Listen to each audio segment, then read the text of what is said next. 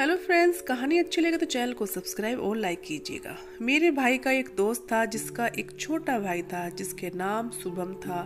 शुभम अपने भाई के साथ कई बार हमारे घर आया करता था।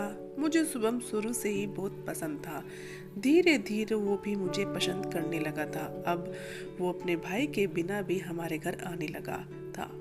हम दोनों अक्सर मोबाइल पे बातें किया करते थे। अब हमारी बातें प्रेमियों की तरह होने लगी थी। वो हमारे घर किसी न किसी बहाने से आ ही जाता था।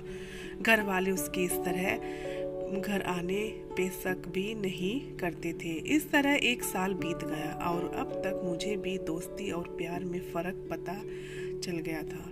मेरे मन में भी शुभम को लेकर कई तरह के ख्याल आने शुरू हो गए थे। अब हम मोबाइल पर एक दूसरे का चुंबन आदि करने लगे थे। इसी तरह शुभम ने मिलने पर भी चुंबन मांगना शुरू कर दिया, लेकिन मैं उसे मना कर देती थी। लेकिन मैं उसको इस तरह ज़्यादा दिन मना नहीं कर पाई। फिर एक दिन वो मुझे पढ़ाने के बहाने मेरे घर आया। मेरी माँ अपने कमरे में टीवी देख रही थी। उस वक्त उसने मुझे अचानक कंधों से पकड़ लिया और मुझे चुम्मा देने के लिए कहने लगा। इस बार मैं उसको मना नहीं कर पाई और उसने माँ के आ जाने के डर से मुझे धीरे से एक बार चूम कर छोड़ दिया। कुछ ही देर बाद वो वापस अपने घर चला गया। उस रात मैं बेसब्री से उसके फोन का इंतजार कर रही थी। फिर 11 बजे के करीब उसका फोन आया। मैं बहुत खुश थी। उसने मुझे पूछा, तुम्हें चुंबन में मजा आया? तो मैंने अपने दिल का हाल उसे बता दिया। उस दिन उसने मेरे साथ फोन सेक्स भी किया। मेरी हालत बहुत खराब हो चुकी थी। मेरा दिल चाह रहा था कि शुभम अभी आ जाए और मुझे अपनी बाहों में भर के वो सब कुछ कर डाले जो फोन पर कर रहा था। अब हम मिलते तो चुंबन तो आम हो गया था। अब शुभम बेझिझक मेरे शरीर पर जहाँ चाहता हाथ फेरता था।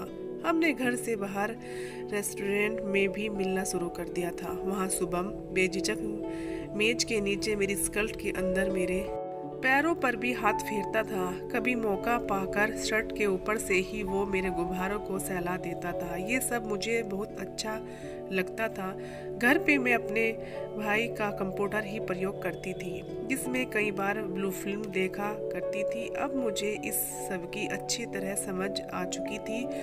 मैं मन ही मन न जाने कितनी बार शुभम के साथ संभोग कर चुकी थी। इस बीच मेरे पापा का तबादला कहीं और हो गया, लेकिन मेरी पढ़ाई की वजह से मुझे और मेरी माँ को कानपुर में ही रुकना पड़ा।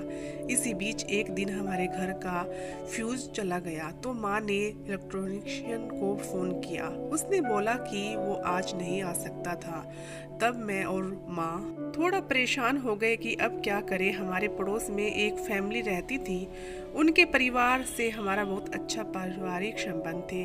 अक्सर वो हमारे घर आते जाते रहते थे। उनका एक बेटा था जिसका नाम अनिकेत था। मैं उनको अनिकेत भैया कहती थी। वो करीब 27-28 साल के होंगे। तब माँ ने उसे बताया, हमारे घर का फ्यूज चला गया है और इलेक्ट्रिशियन ने भी आने से मना कर दिया है, तो क्या तुम फ्यूज ठीक कर सकते हो? तब अनिकेत भैया ने फ्यूज को ठीक कर दिया। माँ ने उन्हें गोल्ड ड्रिंक वगैरह पिलाई और कुछ देर बात करने के बाद वो चले गए। लेकिन इसके बाद उनका हमारे घर आना जाना बढ़ गया। अक्सर माँ उनसे फ़ोन पे बातें करती रहती थी, जो मुझे अच्छा नहीं लगता था। हम शनिवार और रविवार को पापा के पास चले जाया करते थे या पापा यहाँ आ जाया करते थे और घर की चाबियाँ निकेत भैया के पास ही रहती थी। दूसरी चाबी हमारे पास होती थी।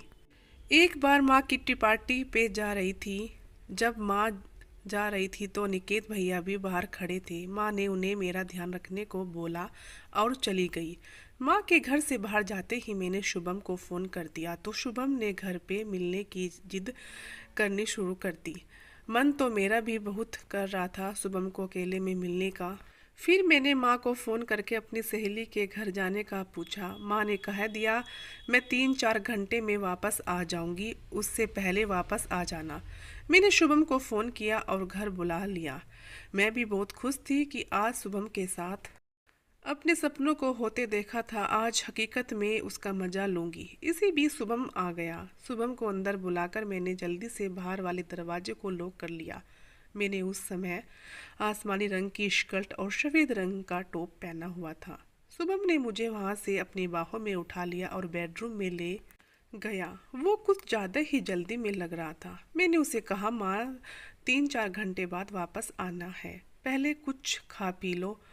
लेकिन वो कहने लगा, एक शिफ्ट हो जाए उसके बाद देखेंगे खाना पीना। कुछ ही पलों में मैं सिर्फ बड़ा और फैंटी में थी। मैं भी अब आपा खो चुकी थी। बस हम दोनों का काम होने वाला ही था कि इतने में दरवाजे पर आहट हुई और कोई अंदर आया। हम दोनों के होश उड़ गए। वो और कोई नहीं, अनिकेत भैया थी।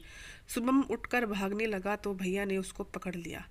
हमने भैया से बहुत मिन्नतें की, लेकिन भैया ने शुभम को उसी बेडरूम में बंद कर दिया और मुझे खींचकर दूसरे कमरे में ले गए। मैंने सोचा, कैसी मुसीबत में फंस गई, किया भी कुछ नहीं और पकड़ी भी गई। लेकिन भैया का मूड कुछ और ही था, या फिर मेरा नंगा जिस्म देख के उनके होश उड़ गए थे। उन्होंने मुझे सीधे ही बोल दिया, अगर तुम बदनामी और अपनी माँ से बचना चाहती हो, जैसा मैं कहूँ ऐसा ही करना पड़ेगा। मेरे पास और कोई चारा नहीं था, इसलिए मुझे उनकी बात माननी पड़ी। इस तरह से मैंने उन दोनों के साथ मज़े लिए। फिर अनिकेत ने मुझे ब्लैकमेल करना शुरू कर दिया। फिर जब भी मुझे बुलाता मुझे जाना पड़ता। ये सिलसिला कई महीनों तक चला।